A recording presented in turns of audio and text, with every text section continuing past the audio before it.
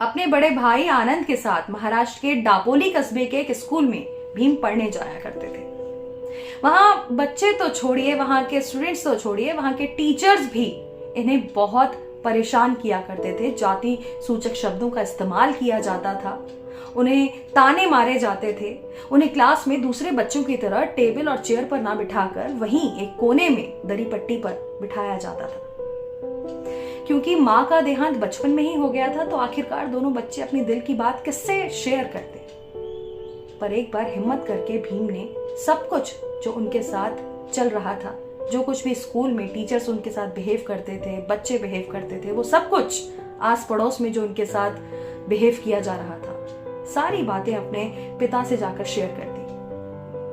पिता ने दोनों भाइयों का एडमिशन सतारा में करवा दिया। हालांकि सतारा में एडमिशन करवाना कोई आसान खेल नहीं था, बहुत मुश्किल था, लेकिन एडमिशन हो गया। लेकिन वो वजह जिसके कारण डापोली से एडमिशन सतारा में करवाया गया था, वो वजह जो की तो बनी रही। यहाँ भी वही सब चल रहा था, वही ताने मारे जाते थे, वही इंसल्ट की जाती थी, वही जाति सूचक शब्दों का इस्तेमाल होने लगा था।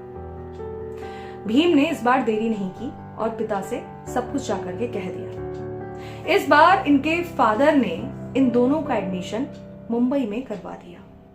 दोनों भाई पिता के साथ मुंबई आ गए। था तो मुंबई होने को बड़ा शहर, लेकिन लोगों की मानसिकता, मेंटेलिटी तो छोटी ही थी। यहाँ पर भी भीम पढ़ने में जैसे कि बहुत अच्छे थे, तो जब भी उन्हें कोई प्रॉब्लम होती थी या जो भी सवाल दिमाग में घूम रहे होते थे, जैसे कि एक पढ़ने वाले बच्चे के दिमाग में बहुत सवाल आया करते हैं, और वो उन सवालों को लेकर के जब अपने शिक्षक के पास, टीचर के पास जाते थे, तो टीचर उनकी कोई हेल्प नहीं किया करते थे, साफ इनकार कर दिया करते थे। उन्हें कहा जाता था कि आखिरकार तुम्हें पढ़ लिख के करना क्या है, आखिरकार तुम रहोगे तो वही जो हो, तुम्हें रहना तो हमसे नीचे ही है ना। लेकिन भीम के ऊपर इन सब बातों का कोई भी असर नहीं होता था। परीक्षाएं हुई, मैट्रिक की रिजल्ट आया और भीम फर्स्ट डिवीजन से पास हुए।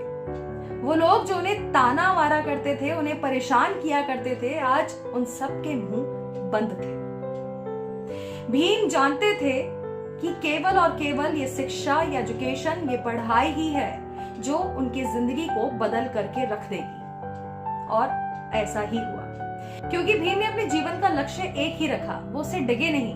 उनके ऊपर लोगों के तानों का, लोगों की बातों का, लोगों ने जो उनकी इंसल्ट की, उन्हें जो नीचा दिखाने की कोशिश की, उनकी तरफ ध्यान ही नहीं दिया। उन्होंने अपने लक्ष्य की तरफ ध्यान दिया और वो हासिल किया जिसे वो हासिल करना चाहते थे। हासिल ही नहीं किया, उन्होंने इस देश को भी बहुत कुछ दिया। उन्होंने इस देश को, हिंदुस्तान को, इसका संविधान दिया। ये बच्चा भीम कोई और नहीं बल्कि हमारे अपने डॉक्टर भीमराव अंबेडकर थे। तो देखिए, अगर लाइफ में अपना एक लक्ष्य हो, एक गोल हो, डिसाइडेड पहले से गोल हो, तो दुनिया की कोई ताकत नहीं है जो हमें उसे पाने से रोक सके। बस डिसाइड करना होगा, लोग आपके बारे में क्या कहते हैं, क्या बातें बनाते हैं, उसकी तरफ से आपको बहरा बनना पड़ेगा और सिर्फ अपनी निगाहें उसकी तरफ रखनी पड़ेंगी जो आप चाहते हैं। आज डॉक्टर भीमराव अंबेडकर की जयंती है और हम उन्हें उनकी जयंती पर प्रणाम।